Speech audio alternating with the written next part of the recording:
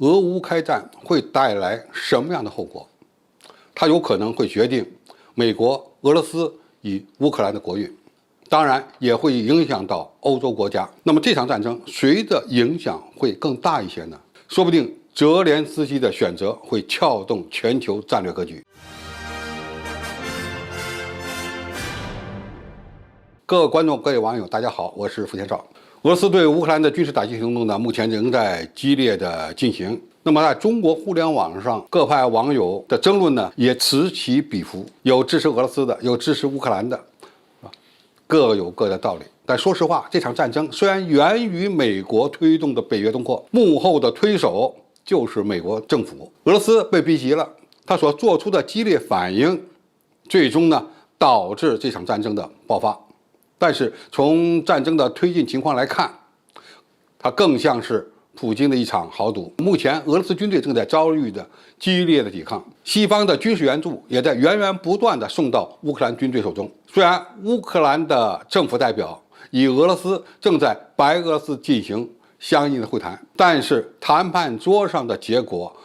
目前还不明朗，恐怕还要看双方在战场上的表现。在这样的情况下，泽连斯基的决定有可能会撬动全球战略格局。那么为什么说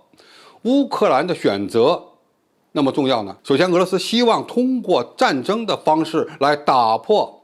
北约东扩的战略挤压，这本身就是在赌国运。如果乌克兰政府军没有进行激烈抵抗，俄罗斯军队推进比较顺利，甚至呢占领了基辅，那么普京就有可能达成他的战略目标，然后呢选择适当的时间撤军。那么俄罗斯虽然会遭到西方国家制裁，但是呢损失还不算太大，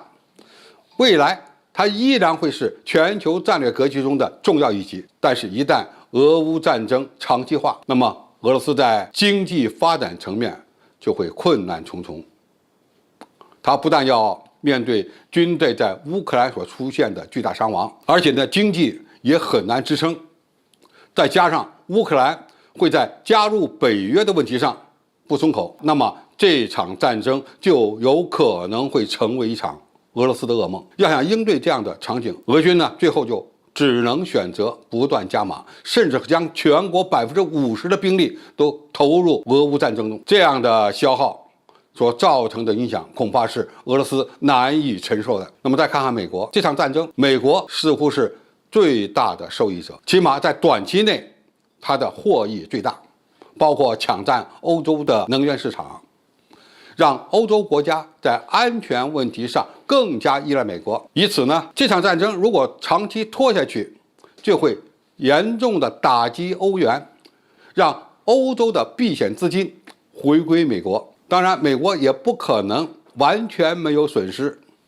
因为它的全球霸主地位有可能会受到相当大的影响。当拜登一再强调不出兵乌克兰，眼看着俄军攻入乌克兰全境时，全世界都会看到美国的虚弱。更严重的是，他们会发现美国人所惯用的利用军事集团挤压对手的方式，可能还真会玩出火。那么一旦爆发战争，操作的空间就会非常小了。而欧洲国家呢，通过俄乌冲突这件事儿，会发现美国所推动的北约东扩，非但不能给他们带来安全，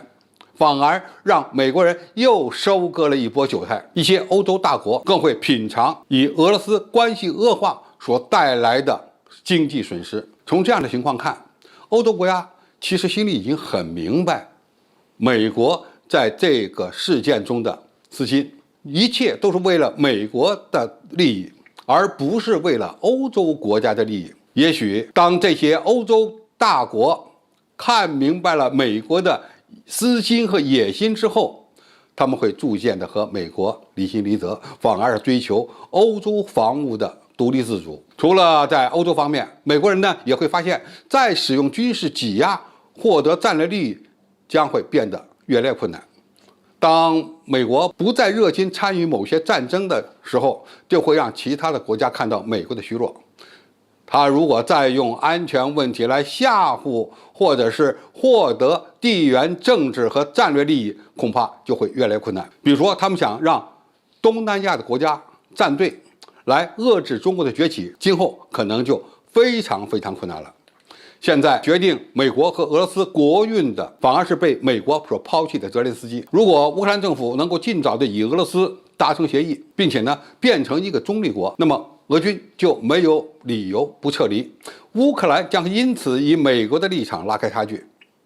这对美国的全球地位同样是一个打击。如果泽连斯基继续依赖西方，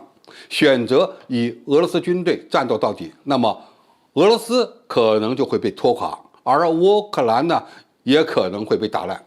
总之，俄乌战争一旦出现长期化，那么无论对俄罗斯而言还是对乌克兰而言，都不是一个最好的结果。俄罗斯这次赌上国运，它是输不起的。那么，如果乌克兰把俄罗斯拉入战争长期化的泥潭，对他们也没有好处，因为战争在乌克兰的土地上展开，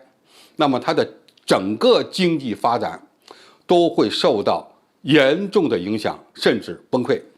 俄罗斯的经济好不了，乌克兰的经济更好不了。因此，我们希望俄乌两国之间的会谈能够取得好的结果，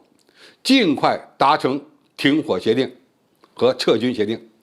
还世界一个和平。好，今天的评述就到这里，谢谢大家收看，我们下期再见。